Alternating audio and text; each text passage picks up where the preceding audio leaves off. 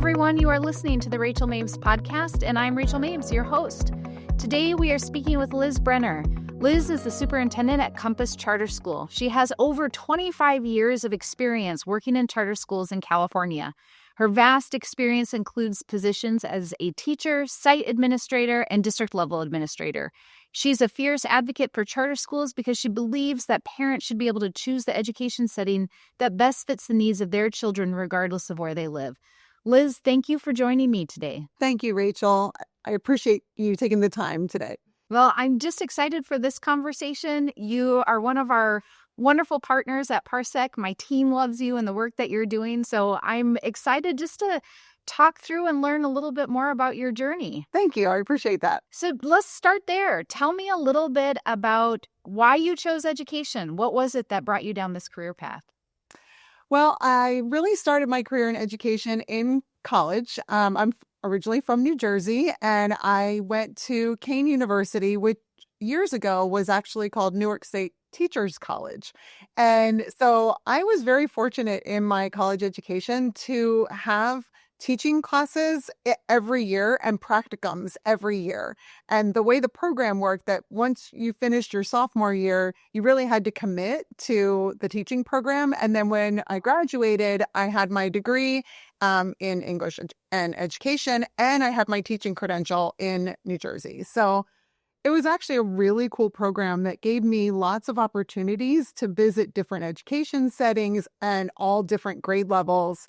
And I really realized that I wanted a career in education that served underserved populations. So in my college experience, I actually had the opportunity to work in schools in Newark, in different urban areas in New Jersey, where I just saw the level of poverty and how where those children lived dictated the education that they would receive, the environment that they were in, and just how difficult it was to really break out of those systems that really don't provide an equal education, even though it's a public education and it's supposed to be the same for everyone.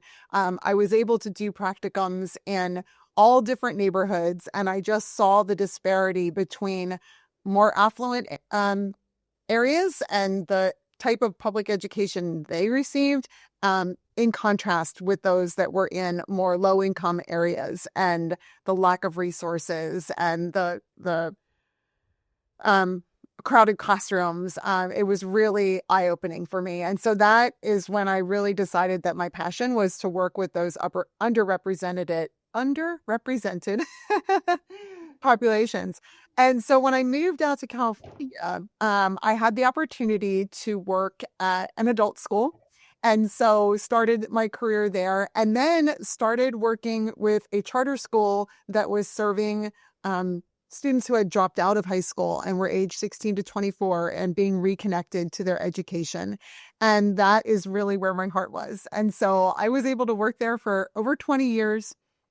And then recently, and just seeing the difference that education can make, and, working with young people who came in with like huge education deficits, sometimes at the elementary level in reading and math, and within 2 years really getting their levels up to where they need to be and being able to be trained for their career or college after was really amazing for me to see. And that's when I also started getting interested in data.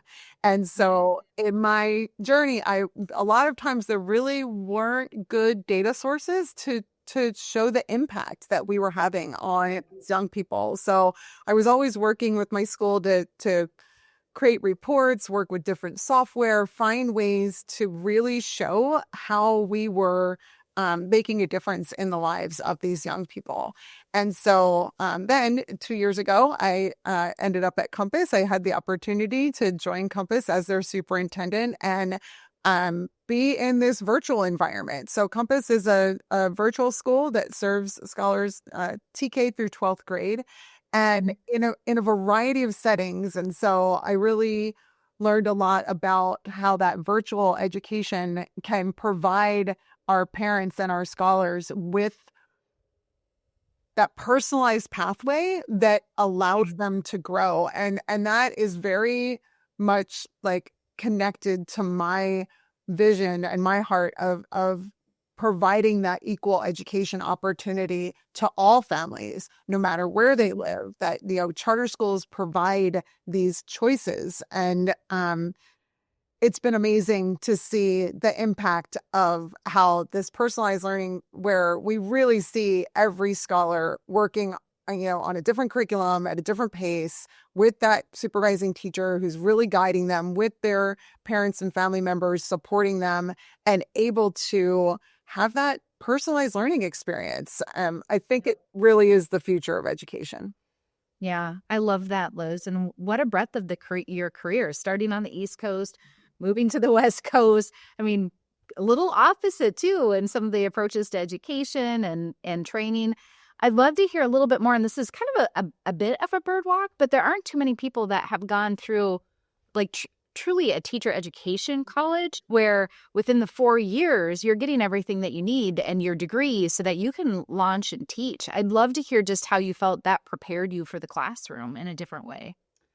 Thank you. Yes, I was really surprised when I came out to California and found out that basically if you want to be a teacher, you have to do a 5th year of college. And it's just an add-on, For me, it was just so critical because, like I said, I all the way from freshman year, I did actual practicums where I had to go to schools, shadow teachers. We had to observe every grade level, like not every single, not 1 through 12, but elementary, middle, and high school, at the median income, low income, and high income. And so, and I also saw some magnet schools. There was one that was really cool that was, it was a magnet school. So it wasn't a charter, but they had 4 like houses within the school. It was a middle school. And so they had one that was like sports, arts, math and science, and I think English and literature. And the kids were like in these different houses within the school, focusing on what their strengths were. And they were still doing all of the other things, but they had these like really cool focus on like their strengths. And I just thought it was such an amazing program. And that was in an urban area, actually near Newark. So it was just really cool to have that experience, to have that opportunity. And I think I mentioned earlier, after sophomore year, you had to make that decision. And a lot of my peers decided not to be teachers because they were like, no, this is not for me, when they had to go through that. And I feel like that's really important. We know that teacher retention is such a challenge. And I think a lot of that has to do with teacher preparation. And so for me, being able to have that experience in college, and of course we were learning all kinds of educational theory, and my classes were very geared towards education. I was doing lesson plannings. We were doing Madeline Hunter. But the interesting thing, yeah, when I came to, I don't want to age myself too much, but when I came to California, they had the CLAD certification. And so I had just finished my education in New Jersey. The reciprocity was good between the 2 states. But I was like, oh my goodness, I don't want to take more classes. Like I'm just, and so I looked at the material and it was exactly what I had learned in my help, as part of my preparation. So I was able to just take the tests and pass all of them because that was part of my education. Yeah. So I feel like that is something that we really need to look at, our higher education and how we prepare teachers, because it's not an easy job. And the more training and the more experience and exposure you can have, the better. Yeah, I love that, Liz. And I mean, such a great model too, for people to really understand after that first year, is this what we want to do? And we see that setup in other practices. I think it's a great idea and something to be thinking about. And that leads us right into our next question that I'd love to get your thoughts on, especially coming from a virtual charter school leader. What keeps you up at night? What are the things that you're seeing either in your system or statewide that really is weighing heavily on you as you lead your district? Well, this is a very timely question because right now we are in a fierce battle against anti-charter legislation that is trying to be passed. And I have been in that advocacy space for a long time. And it is very disheartening when laws come up that are so targeted to charter schools. And they, I have seen the charter school movement go from the wild, wild west, where it was basically, you don't have to follow ed code, you just have to follow your charter, to a place now where we have, I feel, more rules and restrictions and accountability than a traditional public school. And so, and that perception that charter schools are not public schools is just really damaging. And so we're seeing this at the national level. We're seeing this at the state level. The pitting of charter schools against traditional schools and the attacks that we are constantly having to fend off are real. And for charter school administrators, every 5 to 7 years, we have to defend the existence of our school, and like renewal is so, it's an existential threat. We don't know from year to year if we are going to be able to continue to operate. I just had to close one of my learning centers because the laws changed and we were no longer able to operate where we are. This is a school that had 100% participation in state assessments, zero suspension rate, zero dropout rate. 100% of our 8th graders since the inception of the program graduated from high school, and their test scores were higher than the county that they were in, the district that they were in, and statewide. And that program is now closed because of these added restrictions, these additional laws that are targeted at charter schools. And we are just seeing more and more charter schools, even those that are doing well, not getting renewed, getting shut down. And it's not for education. Actually, I spoke at the board meeting where I was presenting my charter, and my families were there, and it was amazing. But I said, you know what? It's 8:00 at night, and I have 100 and some young people, TK through 8, fighting to keep their school open. Yeah. That's not acceptable. That doesn't exist in the traditional public school realm. And so and I think that it's the threat of innovation. It is that we're doing things differently. And that threat, having families choose charter schools over their traditional schools is what is keeping us from moving forward. And it's not just hindering charter schools, it's hindering innovation in education. And we're all still doing it. We're still fighting. We all, but I just reflect sometimes like how much my peers and I and the advocacy groups that I'm part of, we're just always fighting. We never get a break. We never get the opportunity to just say, okay, we're good and we're moving forward. It's what's the next thing? Yeah. What's the next threat? What's the next piece of legislation? What's the next lawsuit? What's going to happen to us budget wise? It is just, it's exhausting. And so that's what keeps me up at night. And I hope, but I'm still hopeful. So I hope that we can continue to advocate for change and realize that change and find a way to work in this environment and move forward together to promote education for all of our scholars, all of our students across the country, whether their income level or their learning ability or their strengths or their interests, their hopes and dreams and goals, like having that support system for every single child is really critical. So that's what keeps me doing the work, even though it's all well, understandably so. And as you think about that, Liz, just from your own lens, and because this is a pretty policy-rich discussion, and maybe I know that you're a charter guru, maybe for people who are listening that aren't quite so much, there really has been a shift and change in charter schools and the role of charter schools since the inception, right? When charter schools were first created, the idea behind it was exactly what you said. If we remove all restrictions and barriers, what would it look like if a school could innovate without having to have some of these bureaucratic pieces that are put upon them? And then the idea was that they would be these innovative hubs that then would share out and could be learning centers for other districts to even learn and grow.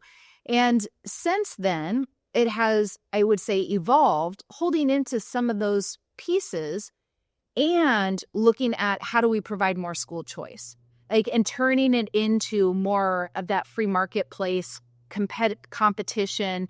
And then when you layer in declining enrollment and less K-12 students in general, especially in California, and then what that does between the relationship with districts and charter, it creates like a whole different dynamic. And you're in the middle of that right now, trying to navigate what does this world look like and how do we do it effectively? And at the center, make sure that it always comes back to the kids. Because I fully agree with you. There is not one system that's going to work for every single student. And how do we ensure that kids can go to the place that is going to best meet their needs so that they can be successful and thrive? So I'd love to hear, just as you're like thinking about all of this, Liz, what are the two ways that you see and for us to be able to move forward in that context? Well, I think one is really technology, and the disruption that is happening right now with AI and how that is going to impact education is going to have a huge impact and change over the next 5, 10, 15 years. And we're seeing it already. And we already have the people that are just fighting it and trying to, not use it and keep it out and regulate it. And then we have the people that are using it in all different kinds of ways and really looking at being creative.